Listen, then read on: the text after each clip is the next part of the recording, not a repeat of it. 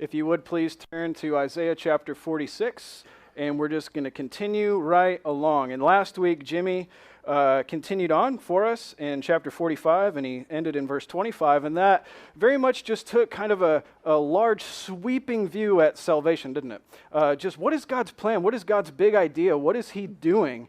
And we're looking specifically just at how God is working salvation throughout time, because our God is the sovereign Lord of history, right? And hasn't he established himself as such?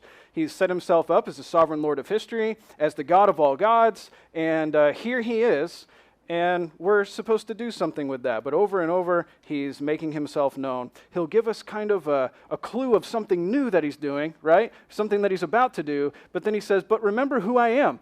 Remember who is saying these things to you. It is I. It's God, the God above all gods, the true God, the one God, the sovereign God. And so here we get, yet again, in chapter 46, we're going to kind of, in a sense, narrow in again at something that God is going to do at their time and in that place. But then it's going to pull back out again, and it's going to show us that God is doing something even bigger that goes beyond their time. But God is only able to do what he's doing because of who he is, because of his character, and we're going to see that this morning. Now, just to let you know, what we're going to do is I'm going to read verses 1 and 2, and then we're going to kind of set the historical, cultural context, because it's very important to these couple of verses. So we're going to take a little bit of time to do that, and then we're going to see how that plays itself out in the rest of chapter 46. Okay, so let's look at verses 1 and 2. Isaiah 46, verses 1 and 2, and it says, Bel bows down, Nebo stoops. Their idols are on beasts and livestock. These things you carry are borne as burdens on weary beasts. They stoop. They bow down together. They cannot save the burden, but themselves go into captivity. I love passages like this because it just, in a sense, it kind of makes me smile. It makes me almost laugh because I can just picture myself, maybe, I don't know, when the Bible was just first very, very fresh to me, and I would do the thing, and let's just admit that we all did it, and we would just open and say, Lord, what would you have me read today? And you do this thing, and you're like, oh, and what if you just happened upon Isaiah 46, verses 1 and 2? Bel bows, I'm really excited. Bel bows down. What are we talking about? Nebo stoop. Their idols are on beasts and livestock. They bow. I don't know what we're talking about here. Let me go to the Psalms instead. So we have passages like this, don't we? That it's just, unless we're kind of in, but we kind of have a benefit, don't we? Because we, as a church, have been walking all the way through the entire book of Isaiah, so we don't have to struggle too hard to set up grand context, do we? Because we already know it. We already know that there's the great Babylonian threat happening right here. We know that the Assyrian threat has passed at this time, and now there's the Babylonian threat. So I would imagine that this has something to do with this Babylonian threat that's looming over their heads, and we'd be exactly right. We don't need to establish that. We've already done that because that has been the context, hasn't it? So, but what is this particular context with Bel and Nebo? Because we've not heard of them yet in the book of Isaiah. So who are these funny characters? Well, it all begins with a genealogy, okay? So here's our little genealogy.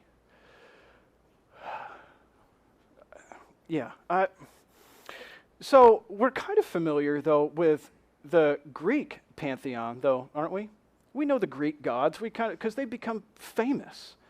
But what about the Mesopotamian gods? Because it's a different set of gods. We're not as familiar with those gods. Now, if it would have said, Zeus bows down, okay? Well, oh, Zeus. I get Zeus. I know who that is. He's one of their gods.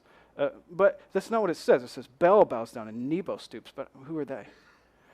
Well, so here's kind of a rough idea, and believe me, this is very rough because there is no set in stone genealogy of the Mesopotamian gods. It's kind of all over the place, but we know that Apsu and Tiamat are kind of reign supreme, Tiamat in particular, but we'll talk about her. And so then we kind of have some others, and some of these are brothers and sisters, some of them are brothers, some of them are husband and wife, and they change their role sometimes, so Were they brother and sister? Were they husband and wife? What are they? Yeah, it kind of changes. But anyway, we get some names here. Great names.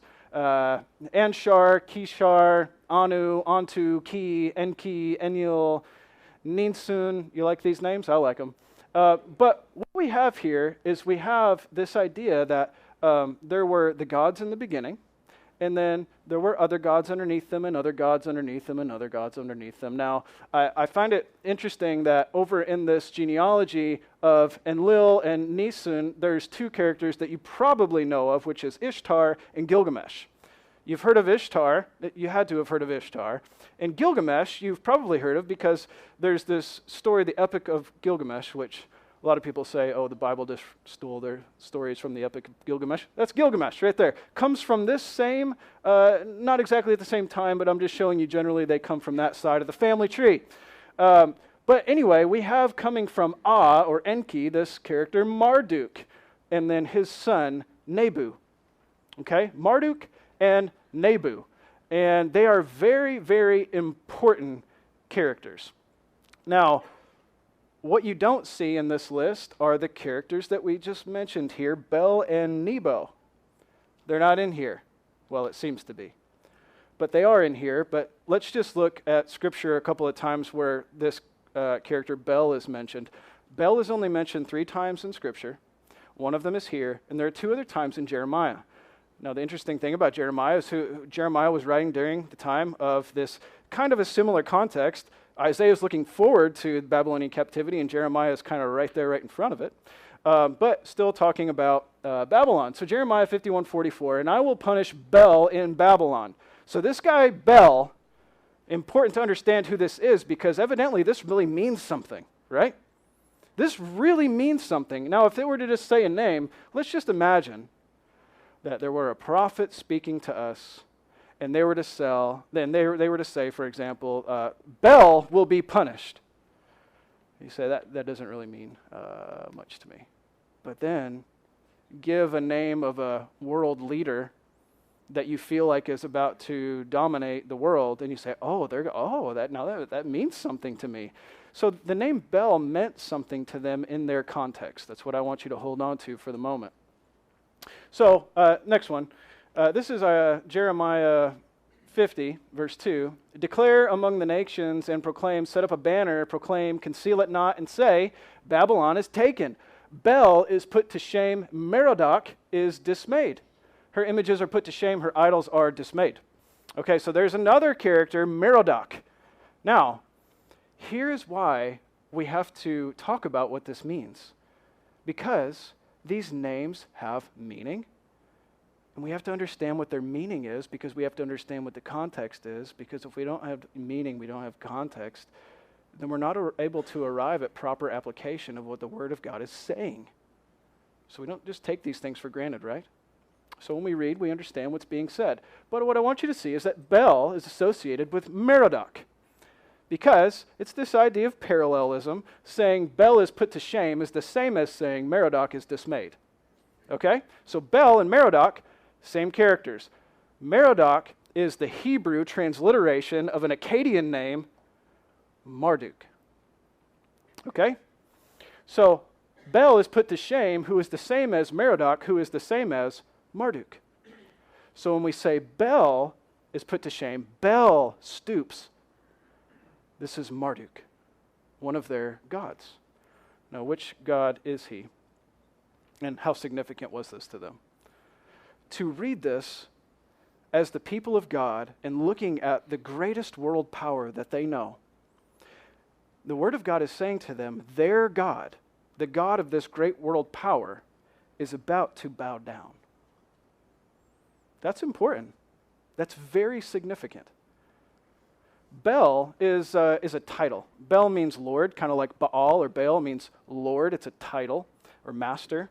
And so instead of saying the name Marduk, they kind of replaced it with the title Lord, which is very much actually what the Israelites did with the name Yahweh, right? Placing it with Adonai and saying Lord in its place. Well, this is actually very similar to what's happening. So they would say Bel in the place of Marduk to call him Lord because maybe his name was sacred. So Bel bows down, also known as Marduk. Marduk became the primary god of Babylon during the time of Hammurabi. And you've heard me talk about Hammurabi because I got super excited about Hammurabi. Why? Because earlier this year, I was in Berlin, and I was able to be next to the Code of Hammurabi, the original, and so that was exciting to me. Many of you, some of you actually do. That's exciting to you.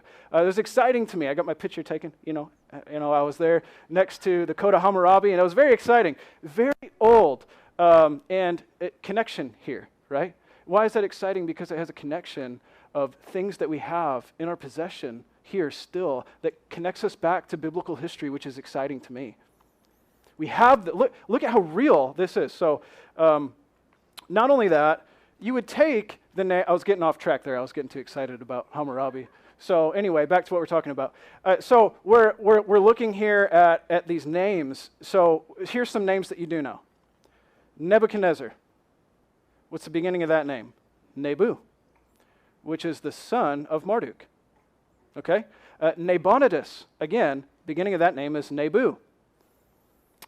Nabonidus was the father of Belshazzar. Remember who Belshazzar is in Babylon. Belshazzar has what at the beginning of it? Bel. The name Belshazzar, I think I have these on the screen. What do I have first? Nebuchadnezzar, Nabonidus. Oh yeah, there's a good one. Evil Merodach, or Marduk. Somebody help me.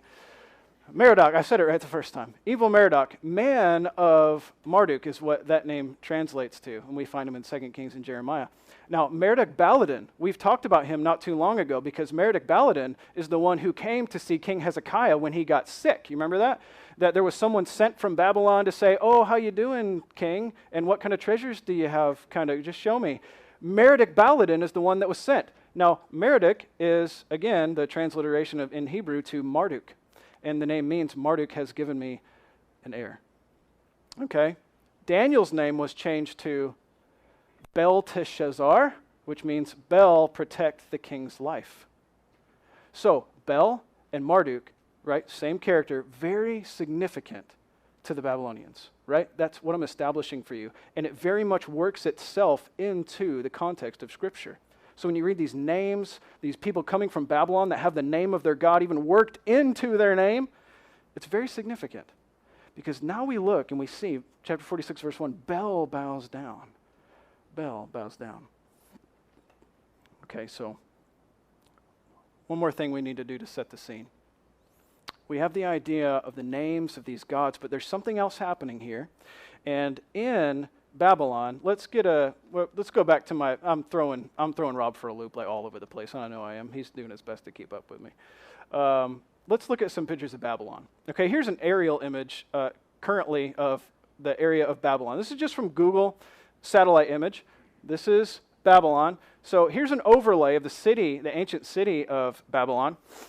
This is how big it was. You see the black outline, kind of rectangular shape, and then there's a bigger shape. The outside is a wall that was established by Nebuchadnezzar, and the blue is water that's around the wall just to better establish. I mean, people have been doing that for a long time, haven't they? Put water around the wall. That makes it even harder to get in. So there's water all the way around, water running through the middle, and you see how big of an area this is. Now also, you see the river used to take a little bit slightly different path there. There's a little yellow area. Do you see that? That little yellow area is the area that is remaining today in ruins. That's all that's left of this whole area of Babylon, the great city Babylon. And this is what it looks like today. This is that little yellow section. So here's an artist rendering of what the city was like back in the day. And so there's a couple different things happening. Hopefully you've kept your bearings here. You see that rectangular shape, the river running through the city. And so we see that little rectangle there, the ruins that you just saw in Babylon. And right there at the top, that's still, the section is there today, known as the Ishtar Gate. The Ishtar Gate. And then right here is a picture. That's not where I was going, but there's a picture. Right there is the temple of Marduk in the city. Do you see it? Hopefully you can see that from where you're at. Very significant to what we're about to read. So here is so there was a German excavation And so the Germans kind of got their hands on these things in Babylon, and they liked what they found. This is the actual Ishtar Gate. Now, obviously, it's been, worked up, but this is the actual Ishtar Gate, the entrance into Babylon. Do you see how big it is? Do you see the little people down there? The picture is actually bigger, but I had to kind of work it in somehow for the screen. But it's beautiful looking, isn't it? See the little dragon-y looking serpent's the wrong word, dragon-looking thing, right? You see it? And there's kind of like a bull, almost looks like a unicorn without a horn looking thing. Okay, all those are very significant. Just so you know, that's a bull, a young bull, and then this is a little dragon, and this dragon was Marduk's friend, and he's always pictured with his little pet dragon, Marduk is. And so this is the Ishtar Gate, a gate built in honor of Ishtar, one of their gods, and there we have symbolized there. Now what this is a picture of Marduk, and he is overtaking Tiamat. Now, do you remember where Tiamat was in our big genealogy of the gods? What happened was Marduk saw this creature here, known as a creature of the chaos monster is what she was. No one really liked Tiamat, and she was doing whatever she wanted up there in the gods and had power, and the gods wanted somebody to go and stop her from doing all this bad stuff that she was doing. Well, Marduk said, yeah, I'll do it. I'll go and I'll take down Tiamat, but only if you let me take her place at the top. And so they said, okay, I'm not really positive about all of that. But then so his son, Nebu, he says, guys, let's get it together. Let's let my dad go to the top, and let's let him do it. So Nebu rallies all the gods, and they say, okay, Marduk, you go do your thing. And so Marduk defeats Tiamat, and he now is at the top and reigns supreme. And underneath him is his son Nebu, who rallied the gods to get them to support Marduk in his task. All that super, super clear? Yeah. All right. Now, read an essay about it. Why is all that important? Well, it's all because of this picture right here. And again, I told you, we're establishing something that is important to our text. I'm going to show you. So, there's the Ishtar Gate, and there's a road. Okay, you see there's a road running right through the middle there. There you go. That's how you'd enter into Babylon. This is known as the processional way. They had every year a festival in Babylon called the Akitu Festival. And it was either 11 or 12 days. People are not really sure about that. But here's what would happen. Once a year, in March, April, because that was the beginning of the year. Actually, it was the beginning of the year for a long time until Roman times, and now we have January, and now we celebrate the new year different than what the ancient people did.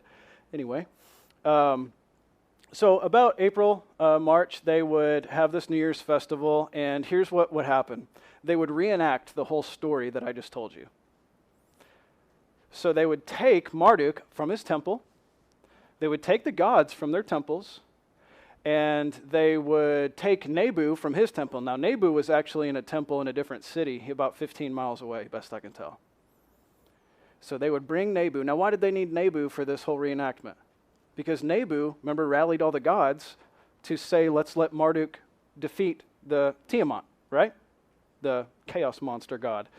And so, anyway, they do this reenactment where they put the gods on different things. They would carry them through the streets, and they'd put them on animals, and they'd carry them through the streets, and then eventually they'd lead them to a boat. Remember, there's so much water around, right? They put them on a boat, they take them on this little journey. They were playing with toys. They were just really big. And they were like acting out. It's almost like, like those little green army men figures, right? And we like act out little scenes and, move the guys over here and move it. And then this guy does this, and then they lead them through here. But they were doing that with giant statues. So you got the picture of that? It's kind of strange, right? It's strange until you remember, like the Thanksgiving Day Macy's parade with the giant things that we parade through the streets. But anyway, so they were doing this with their giant statues, but they would have to move them somehow, right? And so then they would move them back in, and eventually this ends in a lot to that story, but I'll spare that. Spare you that. And so they would lead the statues back through the processional way, through the gate. How? Carrying these giant statues? Well, yes, at times they would have to hoist them up to the place where they go, right? But after they would hoist them down, they would set them and let animals help them take them along to wherever they were going. And they would parade them through the streets, and Marduk would be the big showstopper. Why? Because this is a reenactment of Marduk taking his proper place in the gods, his proper place in the city of Babylon. And Marduk's temple was known as kind of the hub, the center of the universe, and Babylon being his city. Big stuff going on here for the Babylonians. And then we read, okay, let's go back to our text. We're going to stay in the text from now on, okay? Let's go back to the text. Isaiah 46, verses 1 and 2. Bel bows down, and Nebo stoops, that is Nebu, his son. Their idols, listen, are on beasts and livestock. These things you carry are borne as burdens on weary beasts. They stoop, they bow down together. They cannot save the burden, but they themselves go into captivity. What is being said here? The Creator carries his creation. He sets it up as his God, and he relies on him then to save it. It says they cannot save the burden. That's difficult to tell who the they is referring to here, but I believe what's saying is Bel and Nebo, Marduk and Nebu, cannot save the weary beast from their burdens. Do you know why? Because they are the burdens. Just get that picture. Why can't Bel and Nebo save the beasts from their weary burden? Because they are the burden. We already are starting to get what that's meaning, right? You create these gods, and you load them up. They're lifeless. They can't even walk. And you have to load them on beasts, and they carry them through the city in this grand procession, celebrating this whole time, these great gods. If they're so great, why can't they carry themselves? If they're so great, why are you carrying them rather than them carrying you? If they're so great, why is this what's happening? But no, in fact, God says, no, Bel is going to bow down, and Nebo is going to stoop and bow down. That both of those mean that they're going to have to give in, right? They're admitting defeat. And where do they go? They are led off into captivity. So the grand procession would march them in victory, right? But now we're marching in reverse. Now they're being led out of their city. Do you see how it's a smack in the face to their culture and what they were celebrating? They would celebrate victory, whereas what God is saying, no, defeat. They are going to bow their heads low because they've been defeated, and they're going to be carried away into captivity themselves. This is what's going to happen. At one time, all were bowing down to them, but now it is they who are bowing down. Verses 3 and 4. Listen to me, O house of Jacob, all the remnant of the house of Israel who have been born by me, from before your birth and carried from the womb. Even to your old age I am he. To gray hairs I will carry you. I have made and I will bear, I will carry and will save. So God says, I am going to carry you. Think about it. The people were carrying their gods, and it became a weary, heavy load to them. But now God says to his people, I will carry you. And you will not be a heavy load for me to bear. Why? Because I am the one who can actually move. I have life in me. I am the true God. I can carry you. Rather than these lifeless, dead things that you've created that can't carry themselves. No, in fact, I'm going to carry you. And he says, you who have been born by me from before your, that is carried by me, you have been carried by me from before your birth. Carried from the womb. And even to your old age and your gray hair, I will carry you. I have made, I will bear, I will carry, and will save. God made his people and he will carry them. He will carry them and he will save them. So then what's left for me to do? What is the weary, heavy load that I need to carry? Answer? There isn't one. God is the one doing the carrying. Now, we can already stop right here and make some pretty significant life application, can we not? Because I know for certain how many of you came in this room today carrying a heavy load with you. We all have our heavy loads that we carry around with us. And if we would stop and take perspective and remember, I feel like I'm carrying myself through this life, but it is actually God who is carrying me. And I've forgotten that. I feel like I have this fight and this burden and this load that I can't carry it. But you're not carrying yourself. God is carrying you. And how long has he been carrying you? From the womb. Well, how long will he carry me? To your gray hair. I laugh because I'm starting to get some. And to your gray hair. What does that mean though? From the beginning until the end, God has got you. And he is carrying you. Would you like to be in that frame of mind every single moment of every single day? God is carrying me through this day. I feel like I'm carrying myself. It's a weary load for me to bear, but I remember that actually God is the one carrying me. Now, for them in this context, in this historical moment, this was a big deal to put it in these terms. But the general idea we can very easily come to understand here, can't we? God is the one carrying us, and how can he carry us? Because he is God. He is alive, he is not dead. He can speak, he is not mute. We do not need to carry our God. Our God carries us. That's encouraging, right? By the way, you know there's nothing that you can create that can save you. You say, yeah, I know. You don't need to tell me that. We can be certain that anything we can create, anything we do create, only becomes a burden for us to carry.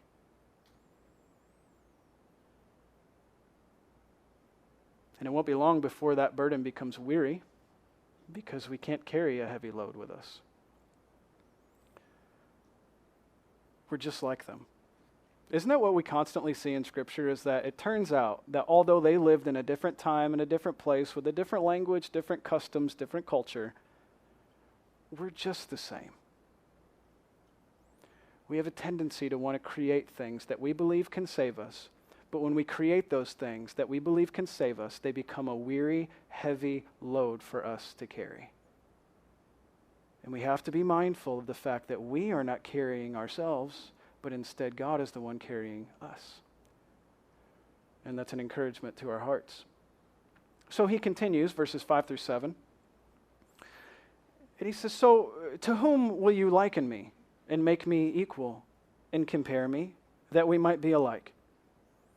Those who lavish gold from the purse and weigh out silver in the scales, they hire a goldsmith. He makes it into a god. They fall down and worship. They lift it onto their shoulders. They carry it. They set it in its place. We get all that, right? And it just stands there.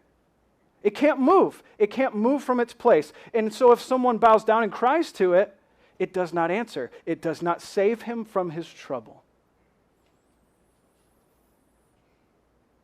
When we are burdened, and we are a burdened people, we seek to be released from our burden. I want you to just go with me. Maybe today is the day of really feeling the burden of your life on you. I don't know if that's today, but it wasn't that long ago. And if it's not today, it may be tomorrow. But there are times in our life when we feel the weight of life crushing down on us, do we not? When you feel the weight of life crushing in on you, whatever that is, and those things change, by the way, don't they? It's not always the same thing that's crushing me. As soon as I get the weight of that thing off, there's something else in line that lays on top of me. Is that what life is? Constantly just trying to get the burdens off of us? Constantly trying to move burdens and just get released from these burdens already? Is that what life is? But we do know that whenever we're burdened, we seek to be released from that burden, right? Isn't that your goal? Whenever something's weighing hard on you, isn't it your goal? I don't know what I need to do. I don't know what needs to change, but I need to get this thing gone. I know whatever this weight is on me, let's make changes. Well, I don't know what we need to do, but let's get this burden gone from me. And so, unfortunately, sometimes we create something, we celebrate it, we think it's going to be that thing that finally gives us rest to our burdened, troubled heart, but then we come to realize that in fact that thing only becomes more of a burden to us. It's precious to us, right? It's like gold and silver. Those are precious. And that's what they made their gods out of. We labor for it, right? We cry out to it. Almost like we're saying, so now is your time, thing I've created to deliver me. By the way, what can that be? That can be anything. Maybe church is the thing that you think is going to deliver you. Man, you're setting yourself up for a big disappointment if you think the church is going to save you. Maybe you think it's a better income, a change in location, which many of you in this room have had, right? Maybe you think just a change will be, that finally, things will be better. You create something thinking that this is finally the thing that's going to give me release and just freedom, weight off of my chest, because that's what I want. But then soon, because you rely on that thing and it's precious to you, and you labored for it, soon you realize that that's actually a crushing weight on top of you, and now you don't know what to do with it. Whatever you create is not going to free you from the burdens that you have in your troubled heart. There is only one thing that can release your burdens. But God says, do you think this is what I'm like? Do you think I'm like these gods that the people create? Is that what I'm like? A figure of gold that people lift onto their shoulders and they set it in place and they say, my God that can deliver me. Now, do something. Deliver me. It's just going to sit there. It doesn't do anything. But there is a God who carries you throughout your entire life, and he is the one who puts you up on his shoulders, and he marches you into salvation. He saves you. He delivers you. You do not deliver yourself. Nothing you create can deliver you and can release you from the burdens of your heart. By the way, this is not only true for the unbeliever. This is true for the believer, understand. There's nothing you can create in addition to the gospel that's going to release the trouble of your burdened heart. It's only the gospel that gives you freedom. It's only the gospel that releases the weight of trouble. But still, we create stuff and we say, deliver me, deliver me, deliver me. It doesn't work. Have you tried it? I know you have. I have too. It doesn't work, does it? We think we have release for a time, but it doesn't work ultimately, does it? And we know that it doesn't. Do you remember back in chapter 40, God said, comfort, comfort my people, says your God. Speak tenderly to Jerusalem. Cry out to her that her warfare is ended, that her iniquity is pardoned, and that she has received from the Lord double for all her sins. Why does he say that to them? Because they're a weary, burdened people. And their God is speaking to them and saying what? Comfort, comfort. So we get a better picture. Let's continue going on.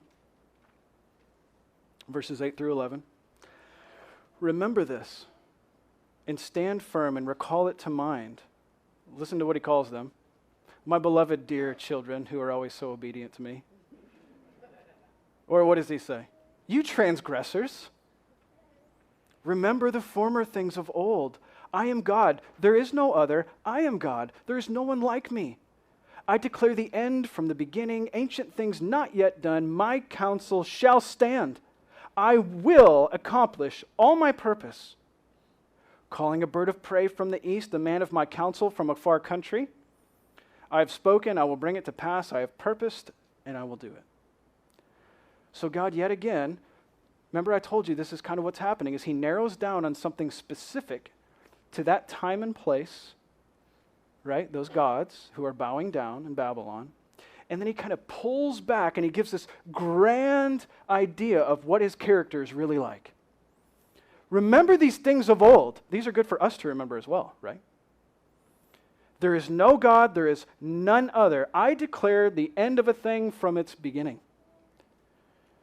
Ancient things not even yet done. And my counsel shall stand. I'm going to accomplish all my purpose. Calling a bird of prey from the east. What is this? A man of counsel from a far country. Well, just go back to chapter 45, verse 1, and you're going to be reminded that that's Cyrus. Right? Do you remember he said, I name you by name. You are going to do what I have made you to do. Cyrus, who wasn't even born yet, wasn't even thought of yet. I'm going to create a man who's going to rise up and lead an army, who's going to defeat the Babylonians while the Jewish people are in captivity, which you're not even in captivity yet, by the way. And they're going to release, he's going to release you, and then he's going to tell you to go and build your temple back.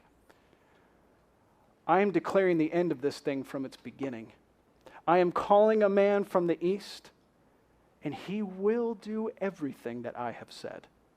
There's not even a chance that this is not going to happen. How can that be? How can it be? How can it be that there's no chance that this thing won't happen? Because he is God, and his counsel shall stand. Right? It's plain as day here, isn't it? How deep the sovereignty of God runs. And so just think for a second. He says, calling a bird of prey from the east. You ever seen those people? I think Amanda the other day said she wants to train a falcon, where they put the little helmet on it, You take the little helmet off the bird. You got to wear that super thick leather sleeve, You like this idea, Ginger? And so you put this thing on the bird, it stands there, and so you take, it's a bird of prey, right?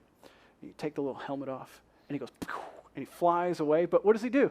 When the guy, I think they call or they whistle or they do something, or they do a little signal, and it whoosh, you can't even see the thing. It's so high up there. And then it comes whoosh, right back. Have you seen this? If you haven't, YouTube this. It's pretty amazing what they can do with these birds. But you call it, and guess what it does? It comes back. Now, there's a chance, isn't there, that bird's not going to come back? Some of that bird's, I don't think so.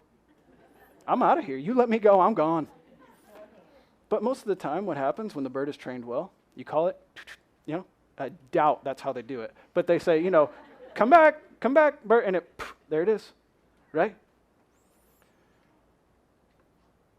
Unlike how God calls. Because when God calls, there is zero chance that it's not going to happen. Zero chance. The calling of God is perfectly effective. So you can trust. Do you see how those two things go together? And you can allow God to carry you because God is carrying me through this life. Because he is perfectly sovereign in all that he does. He is perfectly sovereign all throughout history, calling the end of a thing, even from its beginning, telling you things that haven't even happened yet. And by the way, you think, well, yeah, he's talking to them about stuff in their culture and people who will be kings and land and all this kind of, well, how does that help me at all? Because he has promised you something as well. Do you know that? And just as God did all of this perfectly,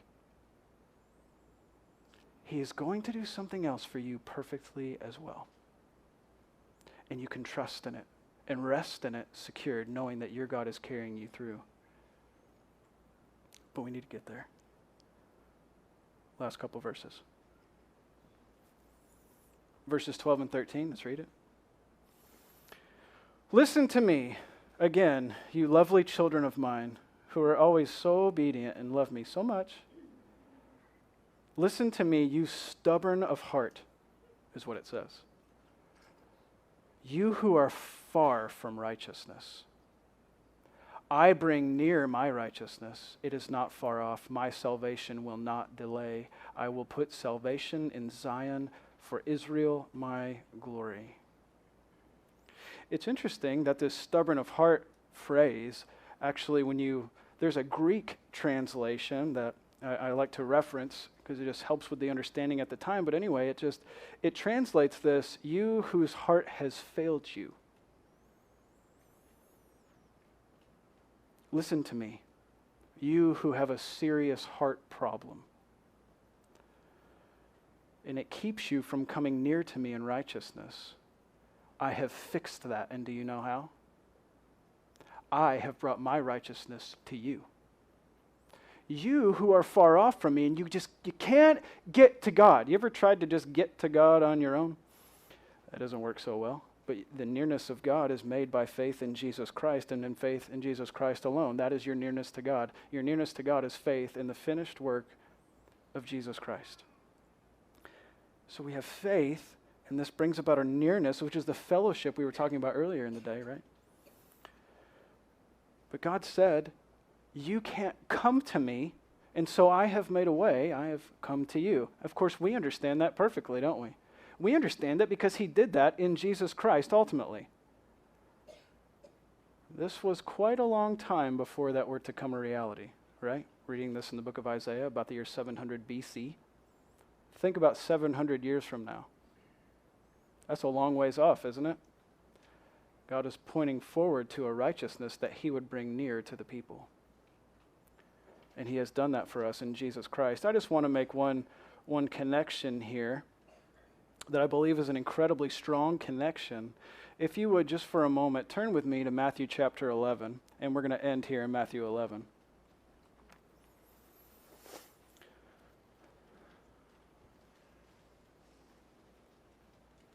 Matthew 11, let's look at verse 25.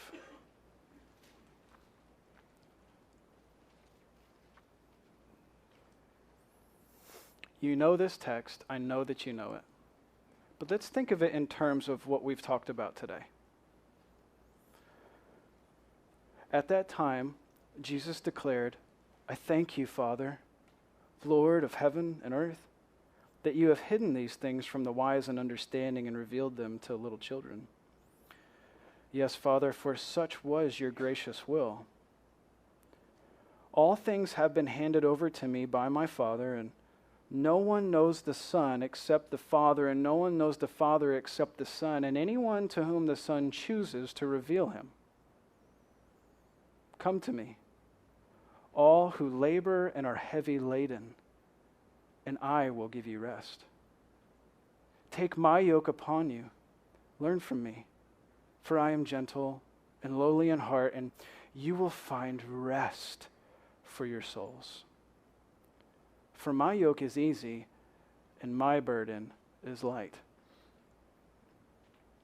Do you see the great comfort that God spoke so long ago to the people to deliver them?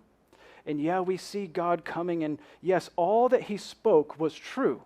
See, we can look back on this and say, God was calling Cyrus, he did it. He called the people into Babylonian captivity, and they were there. Then God called Cyrus, he released them. Cyrus said, go back and build your temple. All that came true. All that was exactly right on, and God was doing exactly what he intended. We can look back on that and say, true, God did everything he said. He did it perfectly. And God is doing everything he said he was going to do perfectly today as well. God promised great comfort, and rest and salvation, and he has brought it to us in Jesus Christ. But do you know there is another rest coming for us? I just had a week of vacation. I didn't really go anywhere or anything. I just had a week off. And don't we all have this idealized version of vacation? I mean, I don't know. Are you on an island in a hammock and all your children are gone or occupied, right? And because you know that as soon as you close your eyes to rest, you give it 30 seconds. And someone is crying, or something happened, or there's something here, or something happens, and it's just, things are not as you intend, are they? Or whatever it is for you, that maybe you have Sunday afternoons, that maybe that's your rest time, or I don't know what it is. Maybe for you, you've been working your whole life, and finally you get to retire, and maybe that's your rest. But you know that rest is never all that it's cracked up to be, is it? But there is something that can give rest eternally to your soul. But I wonder, practically speaking, because maybe you're hearing this as a come to Jesus message. Well, in a sense, yes.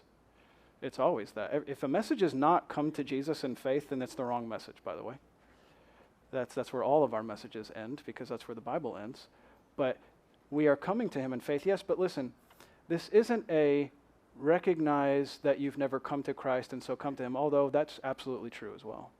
However, I know my audience. For those of you who have had faith in Jesus Christ and have this salvation and rest for your soul, I believe many of us are being robbed of the benefits of Christ because we are continuing to set up burdens that we bear throughout this entire life rather than resting in the comfort of God.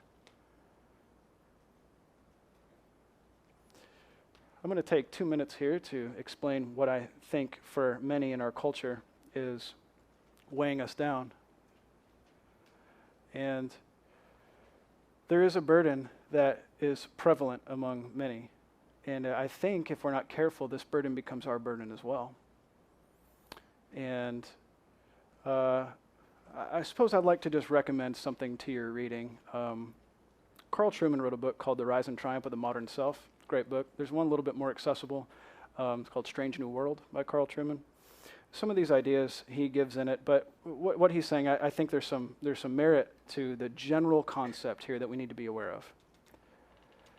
Is that if you have noticed that there are several things happening in our culture, right, that we can put our finger on individual outworkings of these things in our culture and people get all worked up about them. At the heart of them, I believe, is a pressing desire for, and I'll just use his term for this, expressive individualism. Expressive individualism, and at the heart of what this is saying is, we are individuals, and the concept of the individual self, and what the ultimate rest for your soul is going to be. Okay, I'm going to tie it into this idea of rest. What will give you ultimate rest and release from your burdens is to discover who the real you is and to live it fully. And if something or someone is in your way of you being who you want to be, get away from them. Burn the bridge. Cut them down. Publicly humiliate them if possible. That would be nice, so that they stand as an example to the masses. Do not get in the way of me being who I feel like I am. Do you see how many things that we see working out in our culture come from the heart of this matter? Don't tell someone that they're not who they think they are. You can't do that. They have looked deep inside, and they have discovered the real them. Who are you to say they're wrong? You don't know the real them. But to us, we can say, I can look at you as an individual created by God. I can see who you are meant to be. The true goal is not to be the real you. The true goal is to be like Christ. Do you see how different those ideas are? Be you fully. It doesn't matter. That's why so many are I wasn't familiar with this term till my wife caught me up to speed, but this whole idea of quiet quitting, right? You familiar with this idea? Okay, the younger crowd is. This idea of quiet quitting, it's because your job gets in the way of you being you. And if your job gets in the way of you being you, it takes too much of my time, it's too much weight, then I'm just going to show up, but you better believe that's all you're getting from me. Right? Because you're getting in my way, you're cramping my style. I don't want to do this. I don't want to work. I want to be me. I want to just do whatever I want to do with my life. But I just wish I had more money to do it. I mean, that's the thing that gets in the way, right? And so, anyway, I want you to be aware of this idea, because in many things, in media and advertising, in songs that we listen to, shows you're watching on TV, news, everywhere, it's everywhere, books that you're reading, whatever you listen to, podcasts, it's everywhere. And if you were to be the real you, by the way, you know what has stopped you from being the real you for a long time? Religion. Your religion has gotten in the way. You were told that a boy's a boy and a girl's a girl. Listen. I have discovered the truth. And it's not that, right? Your mind has been blurred because of your religion. And so has many other things. It's just your religion is the problem. So if you want to stay Christian, though, this is where deconstruction comes in, right? So if you want to stay Christian, then deconstruct your religion and build up something else that you think is probably right. You know, God is kind of like this, but he's probably not like that. I like this idea of Christianity, but let's get rid of that concept. And so you construct a new Christianity. You call yourself Christian, but then you look at these people and you say, you're a Christian, but you don't even believe the basic tenets of the gospel. It's because they have a self-serving basis for the gospel. They have changed the gospel into something else that meets our cultural demands. So let me put it in terms of our text. Instead of parading around Bel and Nebu through the streets, we are parading around the individual self and bowing down to it. And it is a temptation for each one of us. And we need to be very careful that yourself does not become your God that you bow down to, the thing that you are seeking to create and worship, because it's only going to become more of a burden to you. Jesus comes and he says, "Come to me, all who are heavy laden, and I will give you rest." The answer for the unbeliever and the believer is the same.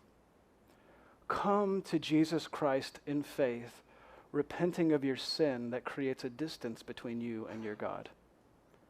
Put God in his proper place today, and you will find rest for your soul.